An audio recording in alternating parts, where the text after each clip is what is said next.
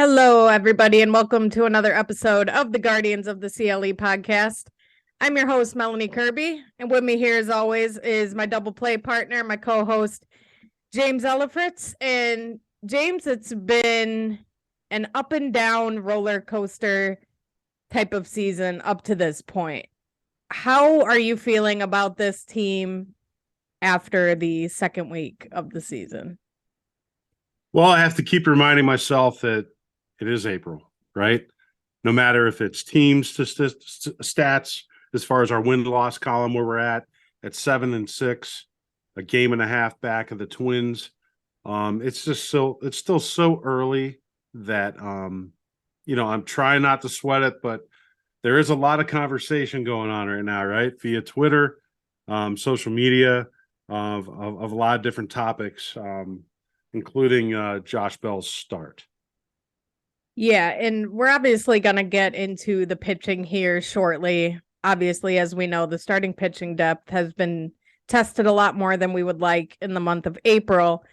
But I like where you're starting here with the Josh Bell stuff, because between Josh Bell's struggles and Ahmed Rosario, which we'll get to in a minute, I haven't seen this much polarization surrounding one player since a certain number 6 wore a Browns uniform.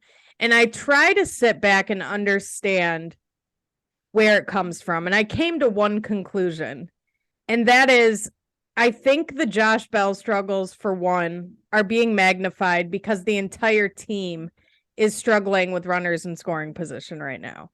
We're not getting anything from the middle of the order, Josh Bell included. But I also think we need to mention Jose Ramirez in that conversation.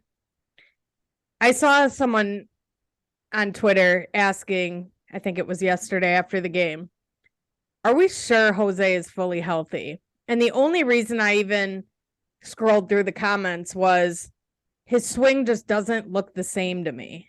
He's not driving the ball like we're used to seeing Jose Ramirez drive the ball. And he's typically not a slow starter either. He's one of those guys who hits the ground running from game one on. And right now, as of April 13th, when we're recording this episode, I'm going to attribute it for now to most of his offseason being dedicated to rehabbing that thumb, right? He didn't have a normal offseason. He spent it rehabbing. So I'm just, for now, before we get into Josh Bell, Jose hits before him in the order, so I figured we'd start there. But I'm looking, as the weather gets warmer, I'm really going to be watching to see if we start seeing Jose driving the ball again. He's not barreling baseballs, and what better team to get him back on track than the Washington Nationals? Yeah, Are you concerned at all? We're going to decide what we need to press the panic button on and what we need to kind of chill out about. I think the concern is the power in general of the team, right? Just not hitting a lot of home runs as a team, but it's still April. He's had back-to-back years of 9-game hit streaks to start the season. So I'm not like, he's making contact, so he's still hitting for average. Yeah, the power's not there. To kind of tie the Josh Bell conversation. So, somebody that I remember watching that was a great player, Hall of Fame player for us. And he would start off on, yeah, nice. But yeah, he would start in April and be slow. That's Jim Thome. It was something that we saw throughout his career where he would have a slow start, but then all of a sudden, after April hit, you'd see Thome come up to the plate. You'd see him hit that opposite field home run to left center field. where he's starting to get his timing back. And for Josh Bell off the field too, how long has he even been in Cleveland, right? He's been in Arizona. They had the West Coast swing with Seattle and Oakland. He comes home, and we say home like, you and I, we've been in our house for a while, right? But for him, it's still new for him. He's probably getting settled down just a little bit, even off the field, in order to regain his focus, especially with his wife being pregnant. Is she living in the area? I don't know. But, we try to, we put these guys all at such a level of being able to perform and hit home runs and just be excited for joining a new team to bring that playoff experience that he had from last year with San Diego and just bring that over to Cleveland, just be a plug and play. It's just sometimes for guys, it's just not that easy. So obviously, we got to remain patient with him. I think some of the pitches, though, Mel, what do you think? Like when I'm watching him swing at some of those pitches outside of the zone, that's the little part that concerns me because his average is so low. Did you see on Twitter somebody posted that you could actually blow below the what was it 0.9 because his average was 0.087. You could actually blow legally lower than what his average was. Yeah. Crazy. And, I was kind of deep diving into Josh Bell's career monthly splits to see if there's any sort of pattern here. And what I found was he's a very slow starter. And it's 10 times worse when he's on a new team. So in 2021, he went from Pittsburgh, where he spent his whole career, to the Washington Nationals. And in March, April in 2021, he batted 113 with a 25 WRC plus. That year, Josh Bell finished with a 261 average, 27 home runs, and 88 RBIs. So he's a little bit worse now than he was then. But then you look at last year even. So he was back in Washington. He was comfortable. He started March, April with a 365 batting average and a 180 WRC plus. He got traded to San Diego at the deadline with Juan Soto. And with San Diego, prior to the postseason, he hit 192 with 3 home runs. So again, he wasn't very good when he got to San Diego either. He did pick it up a little in the postseason, hitting 250 with 2 homers and 5 RBIs in just a few games. But I think for a guy like Josh Bell, there's kind of an adjustment period there, like you were talking about. And I also think that he knows he's playing for that last big payday. He signed a 2-year, $32 million contract with an opt-out after the first year. So we all knew going in, it was essentially a 1-year deal. If he played well, he was going to opt out and go get that multi-year deal. He might be pressing a little bit because of that. But he's definitely switched his swing a little bit. But he is still walking, which is good to see. So although his swing looks dreadful at times, he is still walking 17.3% of the time, which at least he's getting on base. He's contributing something. I mean, his OBP is still only 250 just due to that low average, but he did have an RBI single yesterday.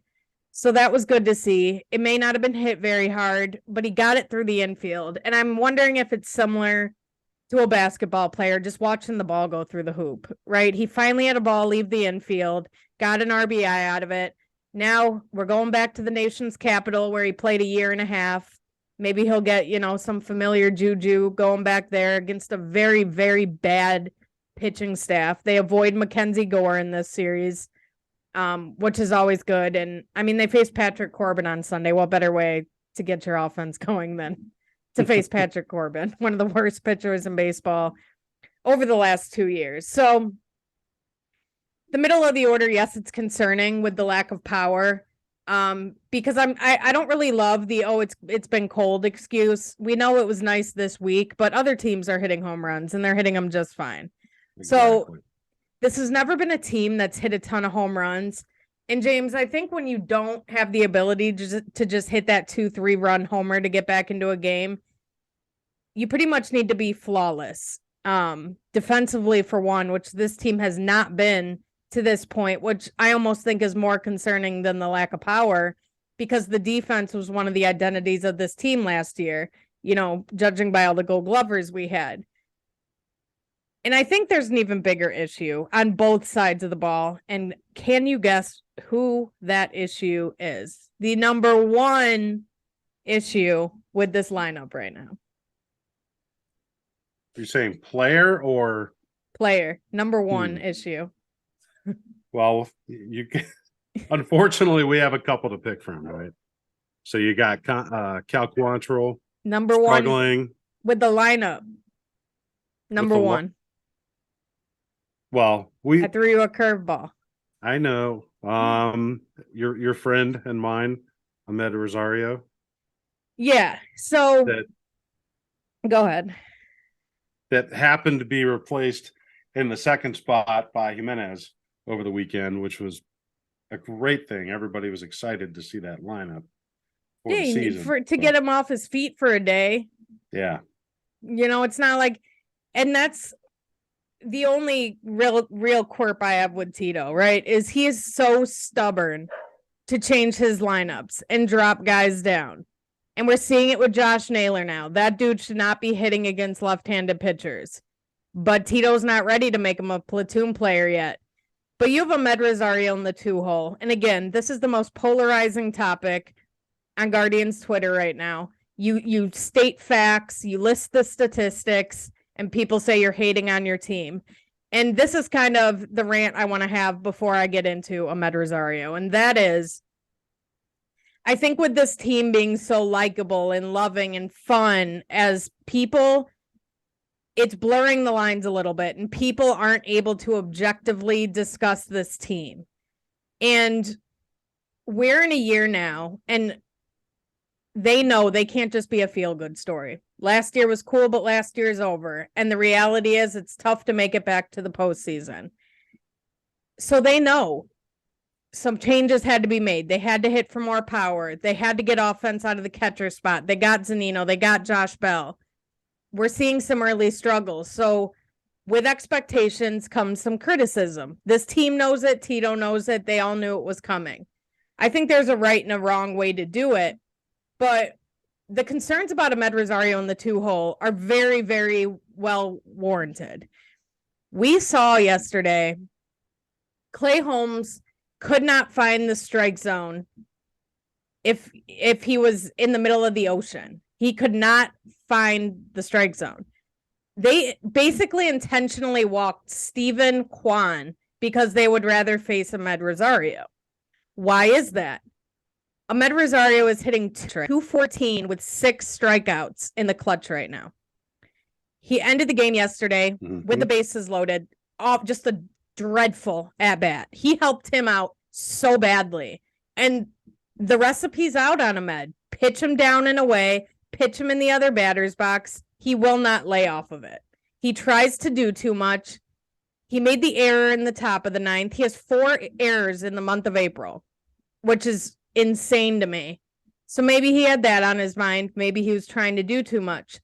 But I think what has everybody so confused is Brian Rocchio is in AAA, literally beating the door down. He is destroying the baseball in Columbus. He's 10 times better defensively. And you also have Gabriel Arias sitting on your bench, and Tito won't play him. He won't give him consistent at-bats.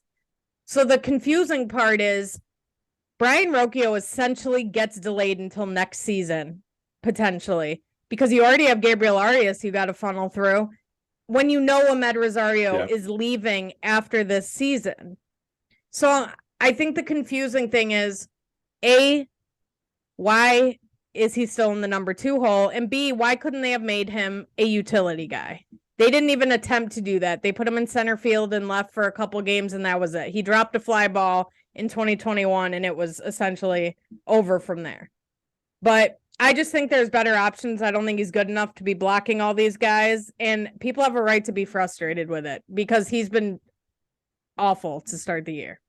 Well, when you have him in the 2-hole, and then you got Josh Bell batting cleanup, and both players lead the team with 14 strikeouts apiece, that's two of your top four right there. That's just going to, kill your production at the top of the lineup. And like I said, that's strikeouts. So they're not even moving players over. They're not sacrificing, so there's a lot of challenges right now at the top of our lineup. But, it'd be nice to see Jimenez in there more often. But we know Terry Francona likes to play the long game. We talk as fans as how frustrating it is to have Rosario in the two. We would like to see the move. We would all do it if we had a fan vote. Hey, who bats second tonight? Go on Twitter and click. But we're gonna pick Jimenez.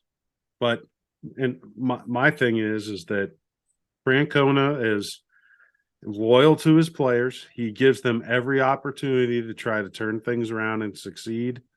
That bodes well from a chemistry standpoint, from a manager to a player. So those are probably things that we're just not seeing. Not trust me, I want more production out of that spot. I'm with you on Rocchio. I know even Gabriel Arias playing some more shortstop would be nice too, with some more power. But you just know how Terry is. The chemistry of this team, plays the long game, and we're just unfortunately gonna have to play this out at least through April, right? At least probably into May before any significant change. Yeah, it'll be about a month. And I also hear people say like, oh, it's Jose. He took a hometown discount to stay here, blah, blah, blah. That's his best friend. I don't think, regardless of how Jose is playing or who Jose is, I surely hope this team is not making roster decisions based on how Jose Ramirez feels, because he was friends with Francisco Lindor too. They came up through the system together. They were very close.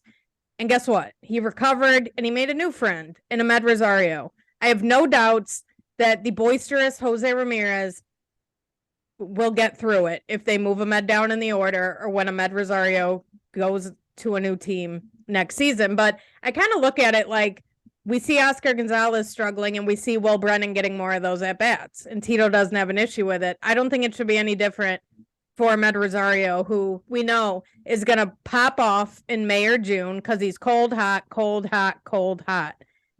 And he's going to end right up at a 100 WRC plus, 280 batting average. He's going to end up right at league average with being one of the worst defensive metric-wise shortstops in the game of baseball. So they backed themselves into a corner with Ahmed Rosario. You didn't trade him, you didn't extend him, so now you're just in this gray area where it's just kind of awkward at this point because it's like he probably knows he ain't coming back either once he didn't get extended.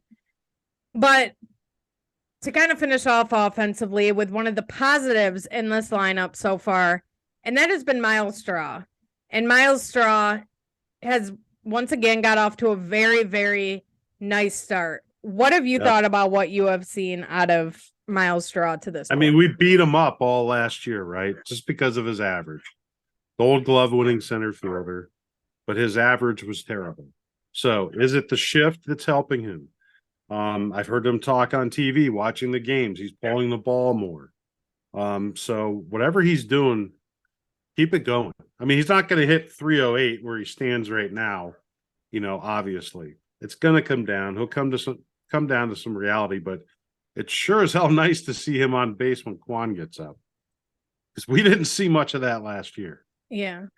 And I think with Miles, he's always had the ability to kind of slap the ball around, be a threat on the bases. He knows his role on this team and what he's in the lineup to do, why he's hitting at the bottom of the order. So he can find a way to get on base. They don't care if it's a bunt, a drag single, beats out a grounder, or gets a single, double to the outfield. Nobody cares how he gets on base. Just get there and do some damage. And he's done a really nice job of that this season. And I've always been very tough on Miles. I love him as a person. I think the relationship him and Stephen Kwan has is absolutely hilarious. Love him as a person, but I've been tough on him because he was one of the worst hitters in all of Major League Baseball last year. And unfortunately, there's just no denying it. So to see him work hard throughout the offseason, come back and be contributing to this team in this first couple week stretch where not many guys are doing that consistently. And the biggest difference I see is the way he's being pitched. So what I noticed last year is the fact he wasn't having any success offensively, he lost confidence and he would just stand there with the bat on his shoulder praying he got walked. Mm-hmm. So what do other teams do when they see this happen? Well, why are we going to throw him anything outside of the zone? Yep. Let's pitch him right down the middle, right up in the zone, because he's not going to do any damage with it.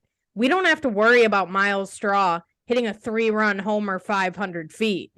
Worst case scenario, he hits a single, right? So that was the scouting report on him, right? Throw him in the zone. Do not walk this guy, because then he's on the bases with a free pass and he's going to steal, and then he becomes a threat. So Miles Straw's done an awesome job this year of taking what is pitched to him. Now teams are pitching him more normally because he is starting to show that he can find those holes. And I like what you said about the shift. That could definitely be a big reason here too, but he's currently leading baseball, all of baseball, with 6 steals along with Jorge Mateo of the Orioles. So the formula, it's working perfectly with him down at the bottom of the order. We just need Kwan and Rosario to start doing their thing at the top, because Stephen Kwan is still adjusting to being pitched differently because he had so much success as a rookie. He's seeing types of pitches he never saw last year because other teams see this guy's a threat, right? So I think we're going to see a much different team here in a couple weeks, maybe even this weekend. Well, Straw's 6 steals is the main contributor of why Stephen Kwan's second on a team with 8 RBIs. Absolutely. Yep. So it's not like, Straw's not only getting on base, but he's moving. He's getting in the scoring position all by himself. And that's been something, gosh, can you imagine if we had that at the end of last year, where we would be? That would have been a total blessing. Probably would have pulled off the 5-game series against the Yanks. And I know I don't want to really talk about that Yankee series too much, but beginning of May is coming. We'll be in Bronx. We'll be in Yankee Stadium, and we're going to get our two out of 3 there. Get that back. One thing the Yankees and the Guardians do have in common is their starting rotations are both very, very beat up right now. And, we got the news before the team even left Goodyear that Tristan McKenzie was going to be out a couple months with that lat strain. I think that was just kind of a fluke thing. If it was going to happen, we've talked about it before. I'm glad it happened as early as it did. We thought we'd be okay with Savali, Cal, Plesac, and Gaddis to kind of weather the storm. But then we get the news that Aaron Savali is now out an undetermined amount of time due to that oblique strain. And obliques can be tricky. There's really probably no telling how much time he'll miss yet. But I just feel for the dude, because if you listen to our season preview show, I was very high on Aaron Savali. I think when healthy, he has proven he can be a top starter in a rotation in that 2-3 range. And I thought for sure if he could stay healthy, he would be that pre-injury 2021 guy that we saw who was going to be an all-star. And we saw it, his first start in Seattle going 7 innings. He looked dominant. He was a little more shaky at home against Seattle in his second start. It's hard to pitch to the same team back-to-back times. But after that start, we see, he was injured. Maybe that played a part in his up and down start during the home opener. But we're talking all the way back to his days at Northeastern. He has never had a fully healthy season. There's just something about the guy. He just cannot stay healthy. And it's definitely something to watch moving forward, because as we know, there's guys knocking down the door in the rotation too. We see them funneling through the Hunter Gaddises, the Xavier Currys, the Peyton Battenfields, who looked awesome yesterday. That cutter was unreal. But the big question is, when are we going to see Logan T. Allen and Tanner Bybee? And people are spazzing out that Tanner Bybee's not up here yet. And the fact is, Tanner Bybee has had 1 AAA start. And I keep telling people, give it till Memorial Day. I think we could see him and Tristan possibly enter the rotation around the same time, depending on how Zach Plesac pitches over this next month, depending how long Aaron Savali is out. I think all these things are kind of related in that respect to see what our rotation may look like June 1st. Mm-hmm. But how do you think this team is weathering the storm so far as the rotation goes. You know, we have so much depth in the organization starting pitching wise, but you know, to go back on Savali, he just reminds me of Josh Tomlin, where Yeah. he's a lower, you know, he's a 4-5 guy. I know you have him higher. I don't, because if he reminds me of Tomlin in a way where if you can get him through 5 innings and you got the lead, you're just like, yes, that's good. And then if you get a 6th inning out of him, then that's a bonus. And that's just how I feel with him. Like he's hot cold like that. But man, as soon as he starts getting through that order a few times, it's just tough to watch because the guy's got good stuff. And then, like I said, the health thing, I'm sure he's doing Yeah, when everything he healthy, can to stay on the field, right? But you know, if you're not healthy and you can't play, and that's consistently in your career, it's just not going to last long, especially with the depth we have in our organization. And what we see now is not what we're going to see later in the year. There's right. no doubt that pitching staff, the start at the top 5, is going to get restructured. And I think people kind of need to pump the brakes a little bit too and act like this season's just going to be a wash, because that's not how they're going to operate when you sign Josh Bell and Mike Zunino to 1-year deals. You're not just going to pack it in and turn it into a developmental year. That's not how they're going to operate. And they know they need to make moves, especially with these middle infield prospects. They know they can't keep kicking the can down the road. And like I've said, I think they've been saving this up to make a move at this deadline, you know, whether it be for a starter, whether it be for a Brian Reynolds power type guy. We'll just have to wait and see what the need looks like as that time approaches. But I think Hunter Gaddis has done his job up to this point. The Yankees are a tough matchup for anybody, but I do think ultimately he's going to be a bullpen arm. He could just let it loose for 1 to 2 innings, and he could be like an 8th inning high leverage type of guy. He has good stuff. Peyton Battenfield his cutter was unhittable yesterday. His whiff rate was insane with that lineup. But again, he can only go a couple times through the order. I like Xavier Curry, but the excitement is definitely for Logan T. Allen and Tanner Bybee. But like we've been talking about this whole episode, we're in win now mode.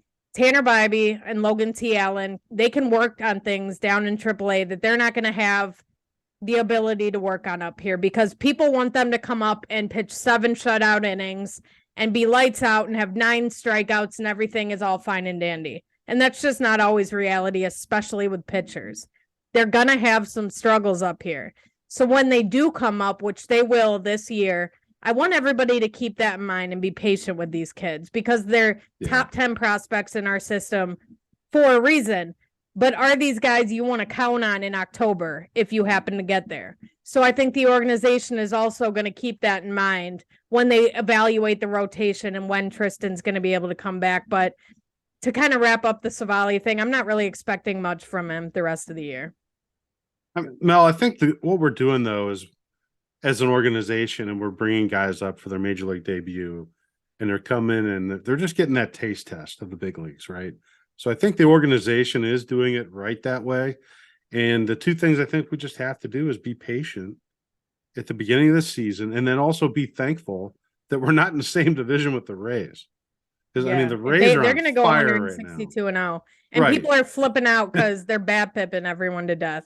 They're hitting balls at like 80 miles an hour and they're scoring 3 runs per hit. Like, people are freaking out about it. And it's like, that's what the Guardians did last year and everyone hated it. Mm-hmm. Now the little baby Rays are doing it and everybody's enthralled by it, which I find the Rays annoying just on a personal level, because I have said that they are going to be bad for the last 4 years and they somehow just keep winning with they lost every free agent they had and added Zach Eflin, and that was their offseason, and they're freaking 13-0 or 12-0. I mean, that's insanity, but it's their pitching. They develop pitching like crazy, and their bullpen has been very good. And to kind of wrap up this episode, we got the Guardians bullpen that's been a little bit leaky. And I think this all ties in with the starting rotation, James. I think the bullpen has thrown more innings than any other team in baseball. They're gassed. The starters aren't giving them much length. Even the guys we expected, Plesac and Cal, they're not getting much length. The bullpen's been taxed. But then you have Trevor Stephan throwing meatballs down the middle of the plate to Franchi freaking Cordero, whatever the heck his name is. That dude hasn't been able to hit his whole major league career. He comes to Progressive Field and just gets meatballs down the middle of the plate, and he's hitting home runs all over the place. Emmanuel Clase, I'm not that concerned about his velocity. I think he's adjusting to the pitch clock.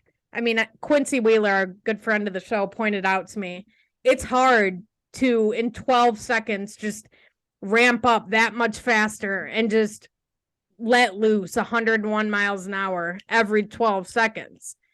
And I don't think that's even been his issue so far. Like, he hung a slider yesterday to Cabrera. It wasn't a 97 mile an hour fastball that Cabrera hit, right? He hit the hanging slider, which that has nothing to do with his velocity. I think that's Emmanuel Clase just kind of getting used to the pace. So I'm not concerned about Clase. Karinchak, it looks good. He's looked much better at home. The crowd could play a factor. I'm not that worried in our bullpen. I just think they need some days off and they need some guys to give them length. And, I talked about in the offseason, though, the bullpen, sometimes it's year on, year off with them. And we had such an excellent year last year that there is a chance for some setbacks in the bullpen. And if it's because they're gassed, fine. If they can Eli get some rest. Great. Yeah, and he had a period last year where he looked really well, and then he struggled towards the end. But I once again, we got to be patient. You look at the schedule. We're at the Nationals. We're at the Tigers. We got the Marlins at home, Rockies at home, and at Boston to finish April. If we can't get Much fat easier off that a little bit and have, either have the lead in the division or be neck and neck with Minnesota, then yeah, we may be having some problems to talk about in May. But yeah, the opportunity's there. The opportunity's there for these kids to come in, like Peyton Batfield that did, left with the lead yesterday. That was super exciting. Karinchak looked good over the weekend. And Karinchak, right? It's going to be which one you getting. Can he hit the zone? Can he hit the zone or can he not? And you kind of led me into my final point there. And that was this, we need to have a perspective change. We just went through the tougher part of our April schedule. The first 2 weeks, we played 10 games against Seattle and New York, potential playoff teams. They're playoff teams from last year. We just talked basically about all the things going wrong up to this point, besides a couple positives. If you would have told me we went 5-5 against the Yankees and Mariners with all those struggles and those injuries, I would have been thrilled with that, knowing what our schedule is coming up, which you just mentioned. So I think that's kind of the perspective change. This is an 162 game season. Sure, we would have all loved this team to just come out of the gates firing like the Rays are because of just how exciting last season was. And the build up to this season was intense. Everybody couldn't wait for them to be back. But I don't want us to start being prisoners of the moment. Let's give these guys until May. Let's not make any crazy decisions. And let's see how this easy part of the schedule plays out upcoming. James, before we get out of here, what's one thing you're looking for in the week coming up? Consistency. Like I said, we have a lighter schedule. So kind of in my mind, this is the way, and you and I haven't talked about this, how I want to look at the season.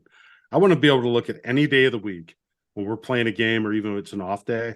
I want to be able to look back at the last 7 games and look that we won 4 out of 3, because what's that do in October, the beginning of November?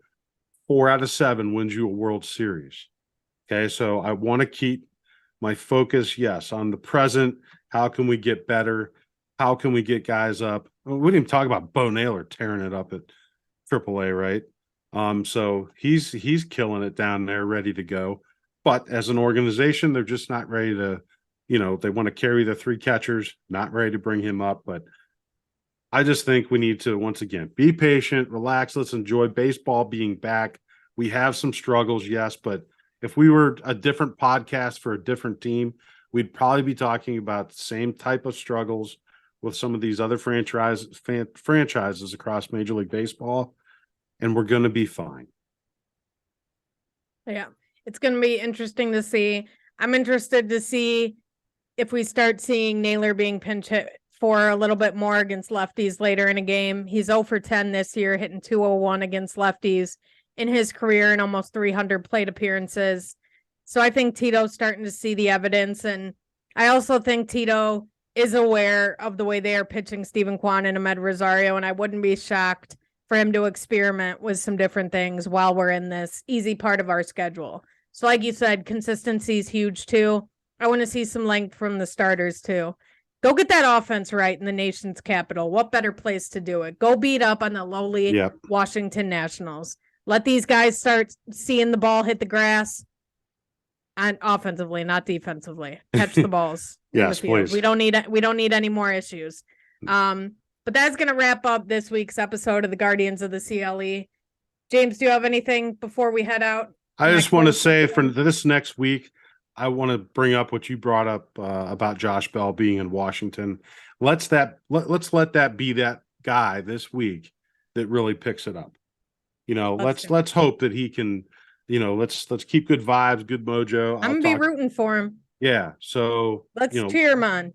That's the guy that probably needs the biggest pick me up, and is a good dude, and he's going to help us out. Like I said, just be patient with this guy. And in the meantime, make sure you head over to BelieveLandMediaLLC.com for all your podcasts and written content for all the professional teams, high school teams, and Buckeyes. And give us a follow at @GuardiansOTCLE. Everybody enjoy the nice weather. Stay safe, stay healthy, and go Cavs this Saturday. Go beat those Knicks. Go Guardians. Go Guards, go Cavs.